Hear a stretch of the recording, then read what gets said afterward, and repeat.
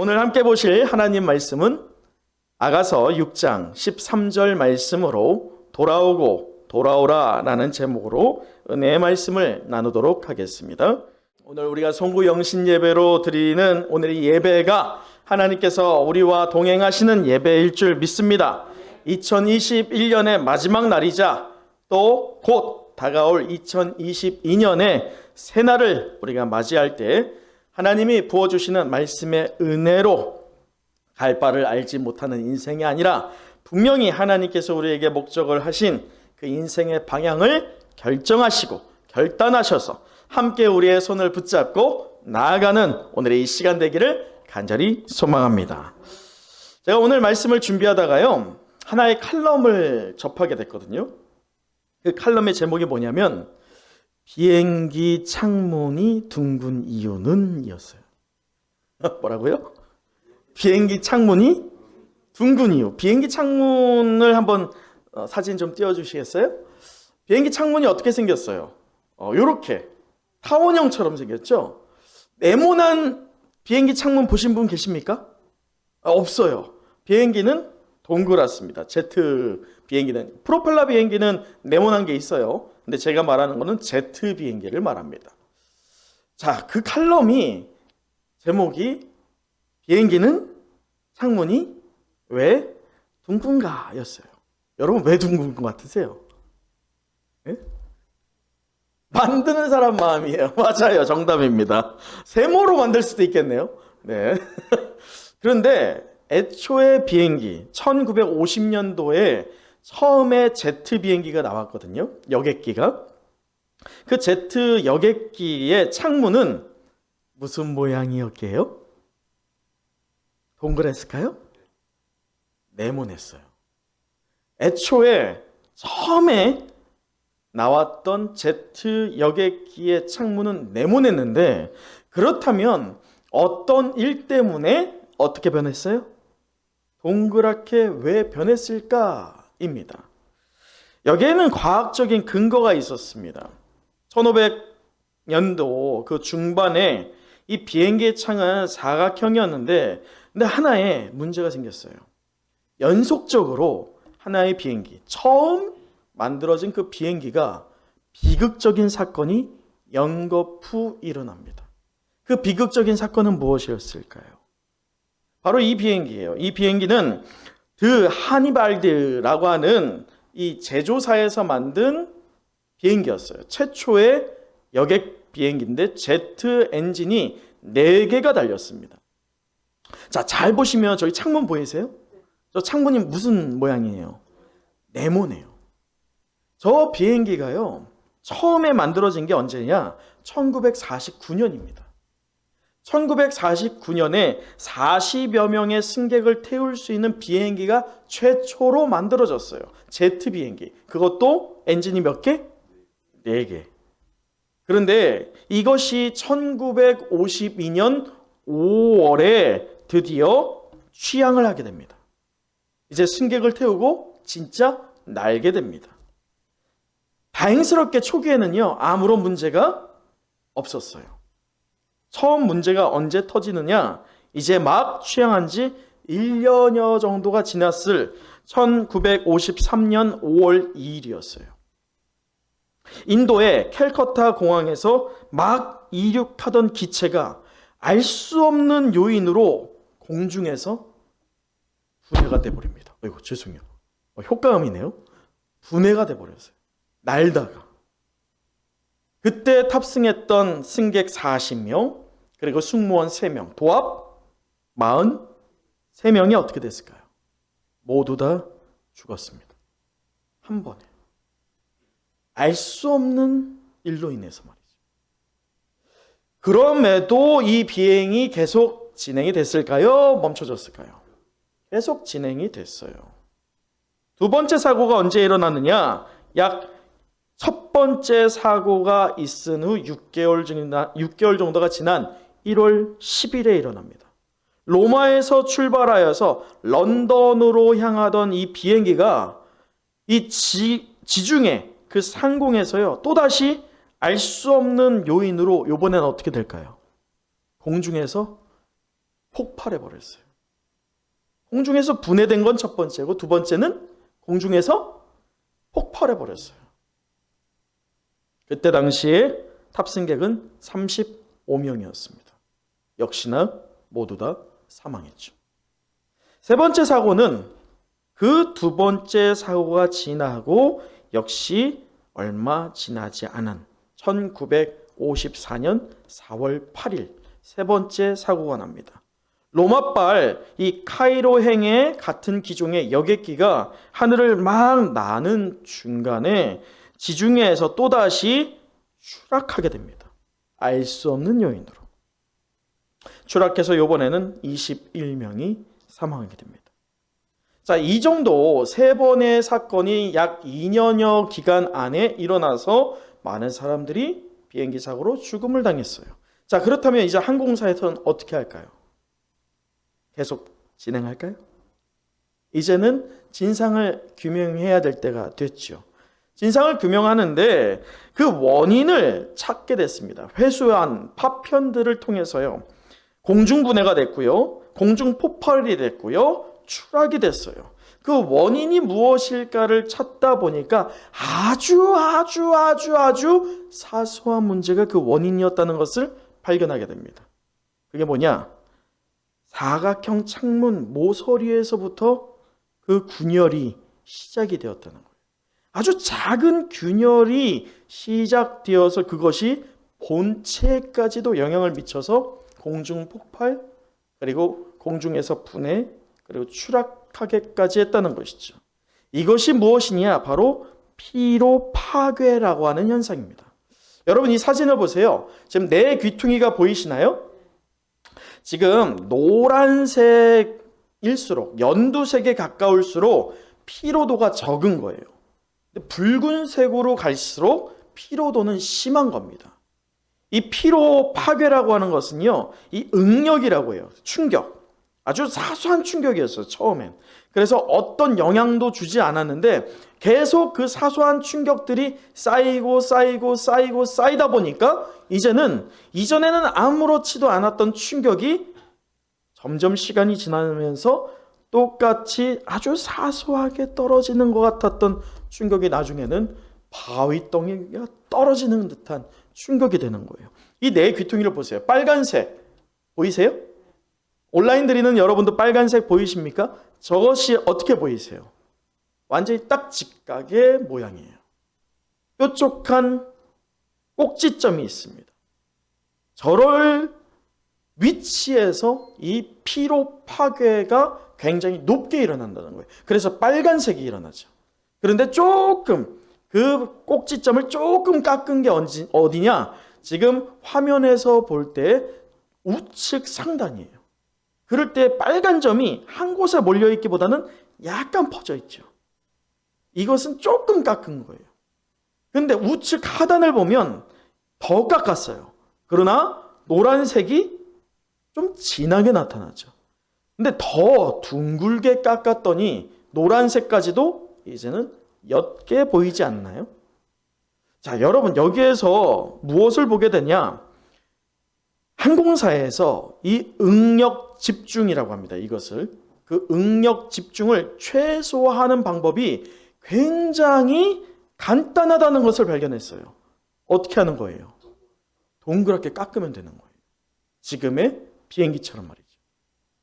이렇게 지금의 비행기처럼 깎았을 때면 이 피로 파괴가 완전히 상쇄된다는 거예요.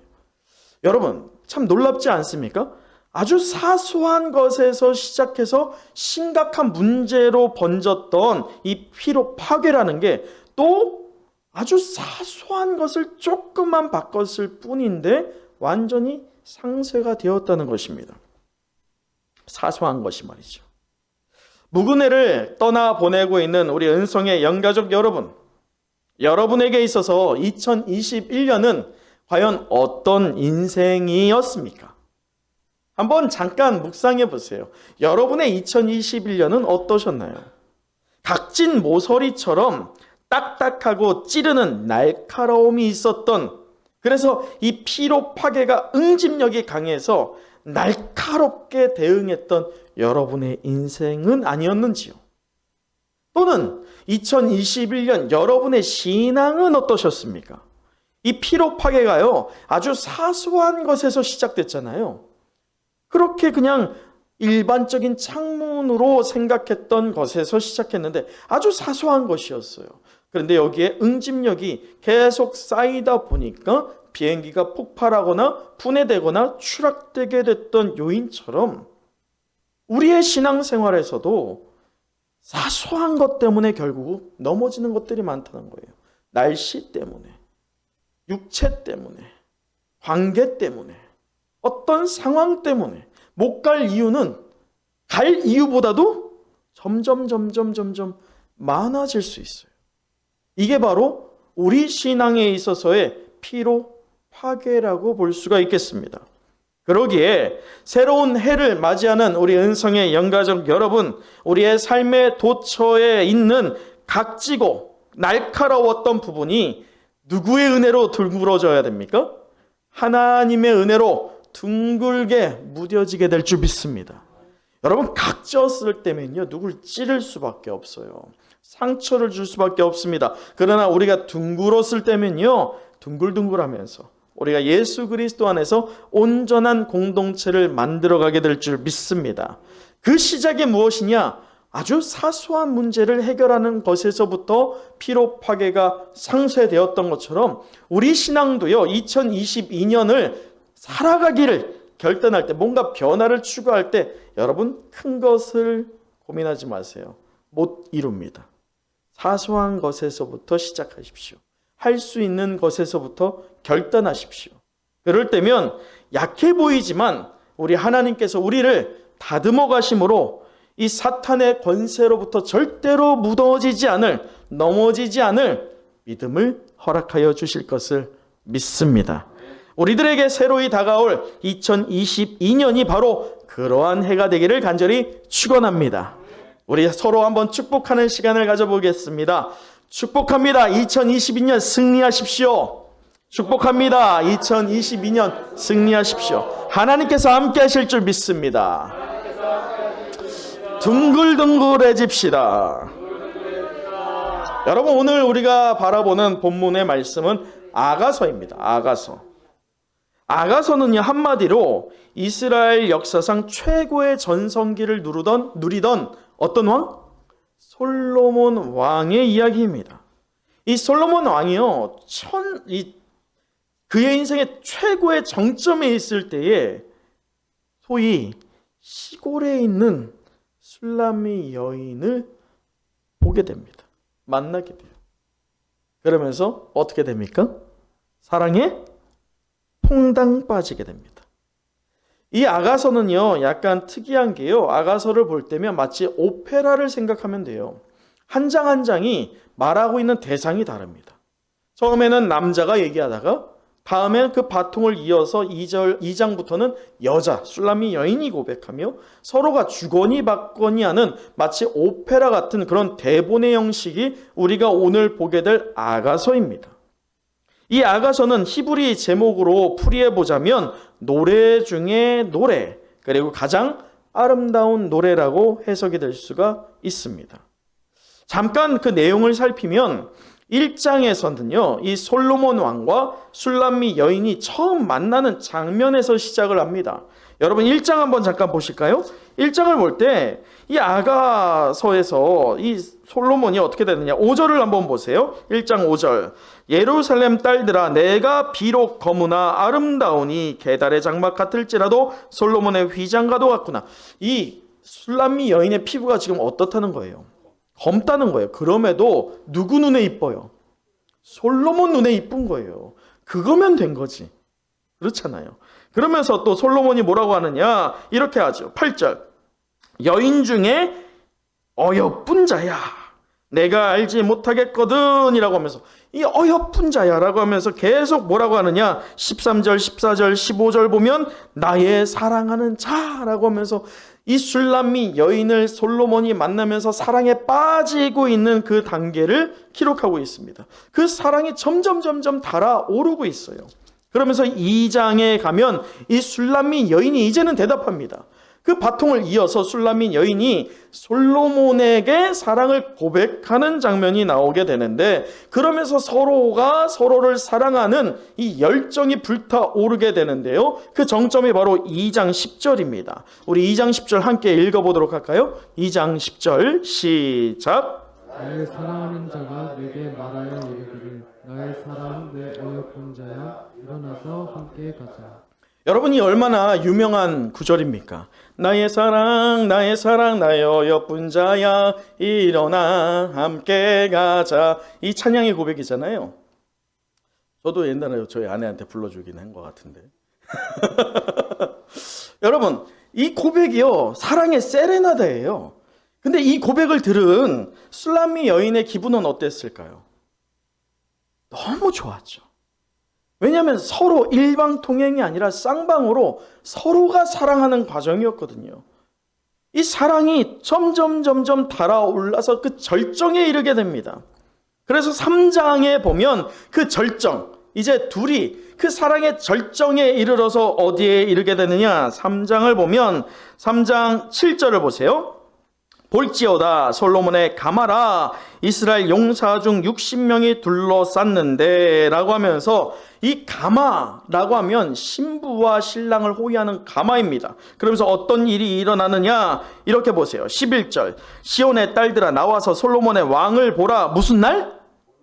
혼인날. 지금 절정에 이르러서 어떤 날을 마주하고 있습니까? 혼인하는 날을 마주하고 있어요. 얼마나 좋습니까? 자, 그러면서 4장은 어떤 얘기냐? 여러분, 혼인하면 이제 어떤 밤을 치릅니까?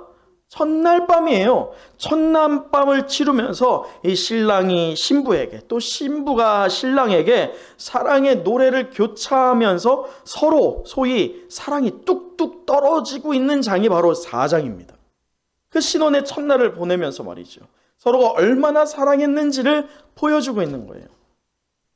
저는 제 아내와 3개월 만에 결혼을 결심을 했어요. 결심한 이유는 두 가지였습니다. 첫째는 당시에 이 사람이다 라고는 확신이 있었어요. 근데 두 번째가 더 강했어요. 두 번째, 저희 집에 있던 여자분들, 저희 어머니와 저희 누님들과는 반대. 저의 철칙은 딱 그 하나였어요. 내 아내 될 사람은 우리 어머니와 우리 누나들하고는 반대가 돼야 돼 라고 하는 사람을 찾았는데, 와, 그 반대를 만났죠. 아유, 얼마나 고분고분한지, 아유, 얼마나 소위 여성한지, 아유, 너무 좋더라고요.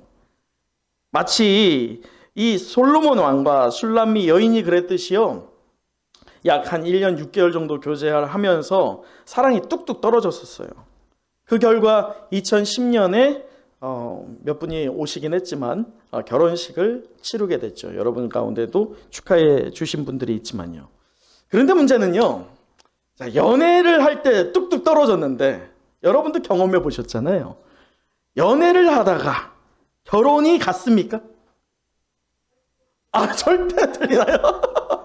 연애하는 느낌대로 결혼을 생활하면 만사 형통할 것 같지만 연애와 결혼은 달라요. 제가 그것을 확 체감한 게 언제냐? 신혼여행에서부터 이 조짐이 보이더라고요. 신혼여행에서부터 삐그닥 거리는 거예요. 결혼을 하고 이 신혼여행을 가서 즐겁게 보내야 되는데 말이죠. 문제는 제가 문제긴 했지만, 그런데 이 사랑이었던 것이 무엇으로 바뀌어갈까요? 여러분, 드라마가 예전에 있었는데 요즘에 있는지 모르겠어요. 사랑과 전쟁이라고. 사랑이 무엇이 됩니까? 전쟁으로 점점 가고 있는 거예요. 그게 언제였냐면 신혼여행 돌아와서. 신혼여행 돌아와서 정말 지금은 그렇게 안 싸워요. 그때는 진짜 엄청 크게 싸웠어요. 갈등이 아주 작은 거였어요. 아주 작은 거. 아주 작은 거에서 갈등이 커져서 이거는 정말 큰일 나겠다 할 정도로 싸우게 됐는데, 사실 여러분, 우리가 결혼을 하시는 과정에서도 느꼈지만요, 연애할 때 만나봐야 몇 시간 만나잖아요, 사실. 근데 제 이 신혼집이요, 원룸이었거든요. 원룸이 얼마나 커요. 엄청나게 크죠, 원룸이. 거기에 딱 붙어 있는 거예요. 그런데 어디에서부터 문제가 되냐? 아주 사소한 것. 치약을 짜는 것. 그리고 옷을 개는 것. 양말을 뒤집는 것. 그리고 빨래하는 방법. 여기에서부터 조금씩 이게 안 맞는 거예요. 안 맞으면서 갈등이라는 게 생기는 거죠. 그런데 문제는 이 원룸에서 조금 거리를 두고 서로의 공간을 지키면 좀 더 갈등이 풀릴 것 같은데 원룸이 너무 크다 보니까 그렇게 할 수가 없었잖아요. 그런 상황에서 갈등이 점점 극에 올랐는데 여러분 그 이후에 어떻게 됐을까요? 그 이유는 영상을 보고 나서 이어서 to be continue 하도록 하겠습니다. 2부. 자, 제가 그렇게 아내를 만났는데요. 이 사랑해서 못 사는 사이였다가도 무엇이 나오게 됩니까? 싸우다 보니까. 성질 나오고 또 서로에게 원망이 나와요. 원망이. 분명히 사랑을 고백하던 입에서 원망이 나오게 됩니다. 그리고 후회가 나오게 되죠. 그럴 때 한 3일 정도가 됐어요. 이 싸움한 지. 신혼여행 다녀와서 3일 정도가 됐는데 밤에 자고 있는데 저 멀리서 귀신 소리가 나. 이게 무슨 소리지? 저 멀리서 눈을 이렇게 개심칠하게 떴어요. 근데 제 아내가 제 앞에 이렇게 있는 거예요. 근데 뭘 들고 있어. 그러면서 저한테 잠결인데 저한테 뭐라고 하냐면 사인해 주세요 하는 거예요. 사인해 달라고. 그래서 사인? 뭘 사인하라는 거지? 잠결에 눈 떠서 뭔가 하고 봤더니 뭐였을까요? 이혼설이었어. 결혼한 지 3일, 신혼여행 다녀서 3일인데 이혼설이었어요. 제가 그걸 보고 정신이 바짝 차려지더라고요. 그래서 바로 사과하고 화해 모드로 한 다음에 다시 한번 사랑으로 가자 이렇게 했는데 제가 나중에 알게 됐어요. 한참 1년 지나고 나서 나중에 제 아내가 말하는 게 그 이혼 서류가 가짜였어요. 아니 처음에 제가 잠결이었잖아요. 그 타이밍을 봤는지 어쨌는지 잘 모르겠어요. 잠결에 봤을 때 분명히 이혼 서류는 맞아. 그런데 거기에 제 아내가 써야 할 칸도 진짜 써 있었어요. 제가 써야 할 칸도 써왔더라고. 뭐만 하면 돼요? 사인만 하면 돼. 도장만 찍으면 되는데 와 이게 잠결에 일어나서 보다 보니까 진짜로 보였거든요. 근데 1년 지나고 제 아내가 하는 말이 뭐냐면 인터넷에서 그냥 뽑은 거래요. 돌아다니는 거를 그냥 뽑아서 썼다는 건데 여러분 이게 지혜 아니겠어요? 여러분 만약에 제 아내가 그런 지혜 근데 요즘엔 후회하더라고. 간혹 후회하는 게 내가 왜 그랬을까 아내가 하기도 하는데 아내가 그때 그 지혜와 이 재치를 발휘하지 않았다라면 돌이킬 수 없는 일이 일어났겠죠. 은혜와 성령이 함께하는 은성의 성도 여러분, 서로가 열렬하게 사랑했고 그 사랑의 열매로 성대한 혼인식까지 치루었던 솔로몬과 술람미 여인입니다. 신혼 첫날을 보내면서 서로를 향해서 이 사랑이 뚝뚝 떨어지다 못해서 상대 사람들이요 너무 부러워했어요. 시샘할 정도였습니다. 그런데 이 술람미 여인과 솔로몬 사이에 아주 사소한 문제가 발생이 됩니다. 그것이 5장에서부터 일어나요. 저희 부부가 그랬듯이 이제 갓 결혼한 솔로몬과 술람미 여인이 이 사소한 문제에서 야기된 일시적인 갈등 앞에서요 사랑이 균열이 가게 됩니다. 자, 그래서 5장 2절 한번 보도록 할까요? 5장 2절을 보면 이 술람미 여인이 어떤 이유인지 모르지만 마음이 상한 것 같아요. 그래서 문을 걸어 잠그고 있는데 그 문 밖에서 솔로몬이 이렇게 말하고 있는 거예요. 5장 2절 함께 읽겠습니다. 시작. 내가 잠시라도 마음은 깨었는데 나의 사랑하는 자의 소리가 들리는구나. 문을 두드려 이르기를 나의 누이 나의 사랑 나의 비둘기 나의 완전한 자야 문을 열어다오. 내 머리에는 이슬이 내 머리카락에는 밤이 이슬이 가득하였다 하는구나. 지금 솔로몬 이 신랑이 문 밖에서요 열어달라고 두드리면서 애원하고 또 사랑을 고백하고 있습니다. 그런데 이유는 알지 못하지만 그 신부가요 문을 굳게 잠그고 잠을 청해버렸어요. 신랑의 머리에 이슬이 다 덮일지라도 그것을 그냥 모른 채 한 채로 문을 열지를 않았습니다. 앞서 제가 제 아내와 결혼하기를 마음 먹은 이유를 두 가지를 얘기했죠. 첫째가 무엇이라고 했어요? 아, 이 사람이다 였고요. 두 번째가요?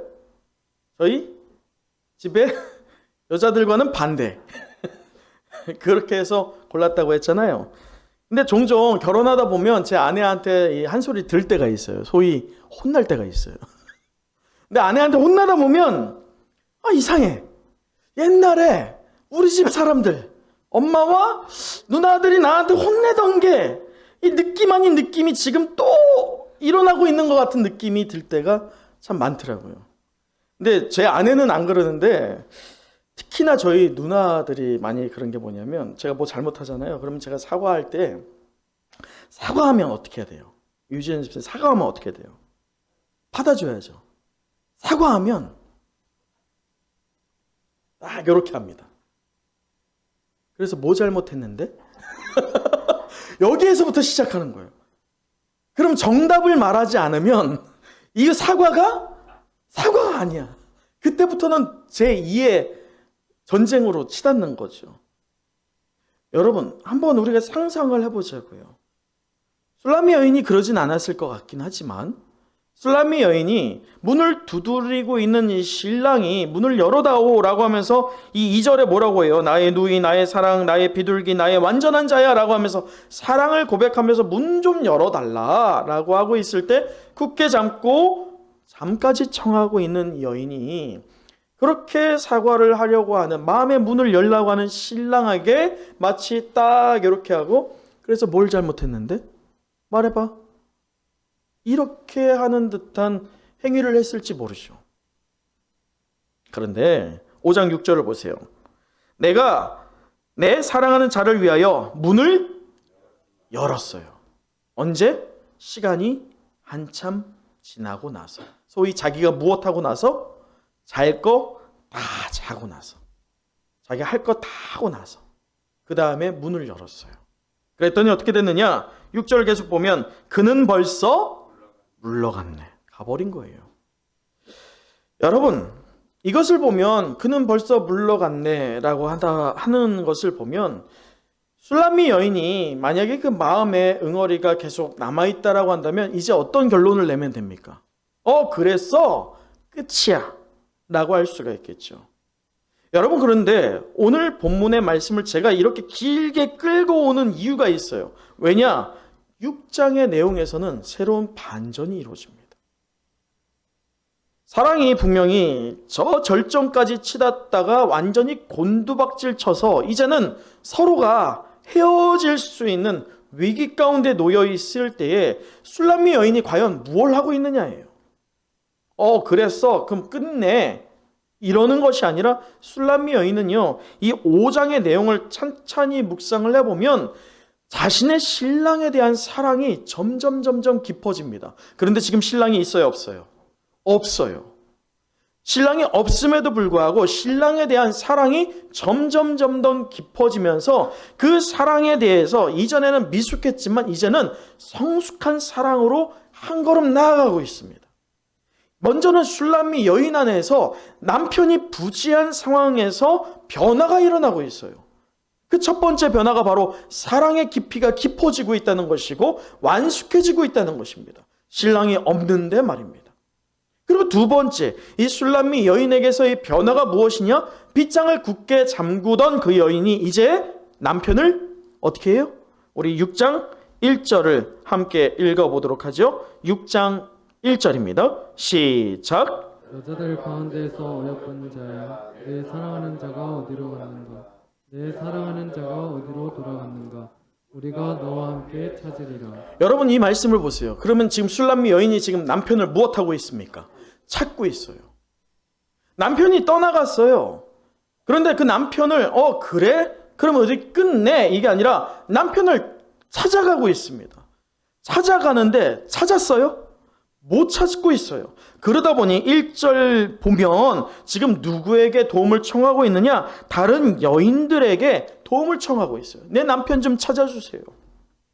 도움을 청하고 있습니다. 혼자서는 안 되니까 도움을 청하고 있는 거예요. 사소한 문제에서 시작했어요. 그 사소한 문제에서 시작해서 각진 모서리처럼 딱딱하고 찌르는 듯한 이 날카로워진 술람미 여인에게 있어서 그 결론은요, 결코 밝진 않아야 될 것 같은데 그 여인 안에서 변화가 두 개가 일어나고 있었다는 거예요. 사랑이 깊어지고 더 만숙해지면서도 신랑을 찾고 있는 열심이 드러났다는 것입니다. 자, 그럴 때에 신랑은 과연 어디에 있었던가?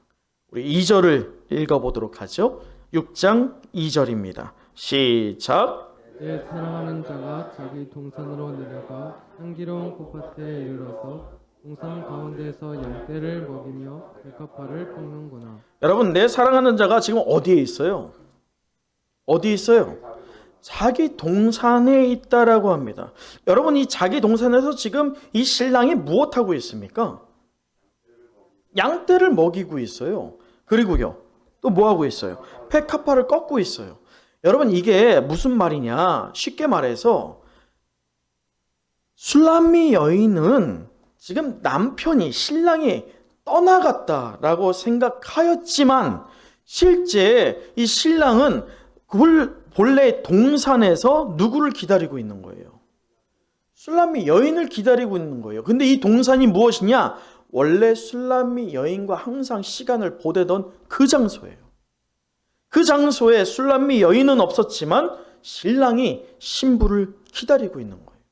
신부는 신랑을 찾고자 사방을 돌아다니지만 정작 맨 나중에 찾아온 것이 신랑과 함께하던 그 장소였어요. 그때에 어떤 변화가 있었느냐? 여러분, 여기에서 볼 때 신랑은요, 오히려 신부를 더 열렬히 기다리고 있었던 거예요. 근데 잘 보세요. 6장 4절에서 9절을 보면 내 사랑아 너는 디르사같이 어여쁘고 예루살렘같이 곱고 깃발을 세운 군대같이 당당하고 내 눈이 나를 놀랍게 하면서 쭉 얘기하면서 8절 왕비가 60명이요 후궁인 80명이요 시녀가 무수하되 9절 내 비둘기 내 완전한 자는 하나뿐이로다.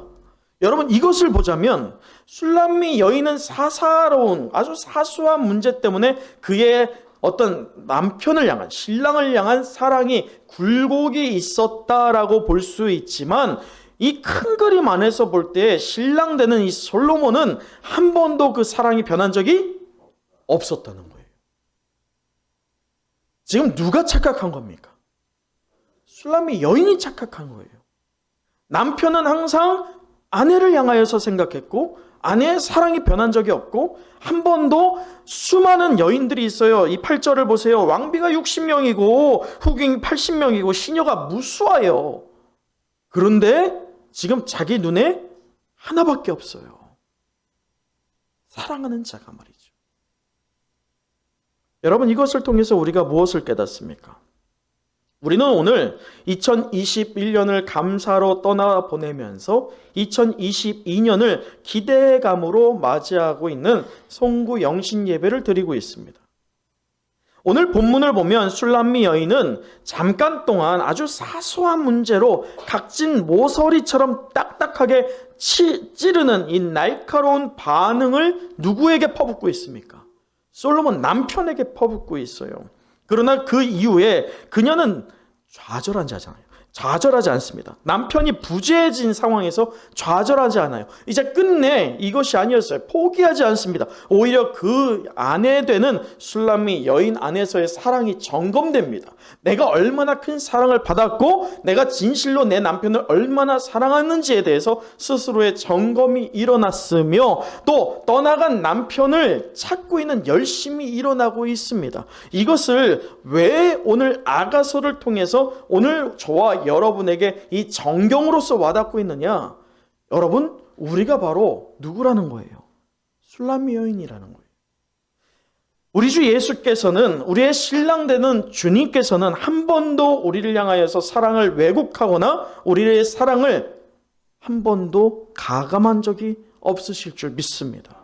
한결같이 이 예배의 자리에서 우리 주님께서는 누구를 기다렸어요?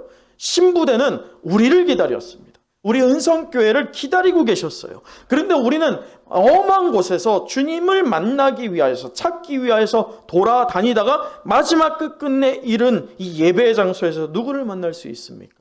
우리 주님을 만나게 될 줄 믿습니다. 그것이 바로 우리가 기대해야 할 2022년이라는 것입니다. 여러분, 코로나로 인해서 우리의 예배 자리가 얼마나 많이 무너졌습니까?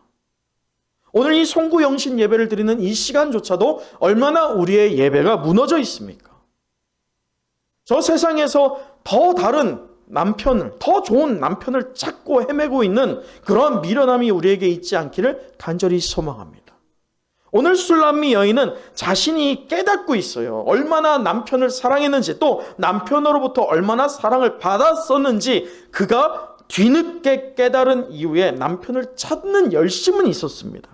여러분, 우리도 그 열심이 필요할 때입니다. 잃어버린 감사를 회복해야 할 때요, 또 예수 그리스도와 동행하는 은혜를 회복해야 할 2022년 되시기를 간절히 축원합니다. 이처럼 2021년 우리가 여러 사소한 문제로 예배의 자리에서 멀어지고 주님을 사랑하기보다는 세상을 더 사랑함으로 갈등이 있었다라고 한다면, 신앙의 갈등 말입니다. 하나님과의 관계에서의 갈등 말이에요. 이제 우리를 향한 주님의 사랑을 깨닫고 인생의 방향을 역전시키기는 저와 여러분 되시길 간절히 축복합니다. 잃어버린 신앙을 회복하기를 사모함으로 신랑 되신 우리 주님을 함께 찾아 나서는 우리 신앙의 공동체 되기를 간절히 소망합니다. 우리 말씀을 마치겠습니다. 우리 마지막으로 13절 함께 읽도록 하겠습니다. 13절 시작. 돌아오고 돌아오라 술람미 여자야, 돌아오고 돌아오라 우리가 너를 보게 하라. 너희가 어찌하여 마하나임에서 춤추는 것을 보는 것처럼 술람미 여자를 보려느냐. 지금 술람미 여인을 향하여서요, 돌아오고 돌아오라 라고 합니다. 오늘 우리를 향해서요, 우리 은성교회를 향해서, 우리 한국교회를 향해서 하나님께서 애타게 돌아오고 돌아오라 라고 요청하고 계십니다. 여러분, 술람미 여인이 자신도 모르게 신랑의 동산으로 발걸음을 옮겼듯이 오늘 우리도 우리의 공허한 마음이 일어날 때가 있고, 삶에서 번민이 일어날 때도 있고, 또 아무런 은혜가 없는 것처럼 공허함을 느낄 수도 있지만 우리의 발걸음을 예배의 자리, 곧 동산으로 인도하실 분이 계시다는 것을 잊지 마십시오. 우리의 인생을 주장하시는 하나님께서요, 하나님의 섭리를 우리를 통해서 허락하실 것을 믿습니다.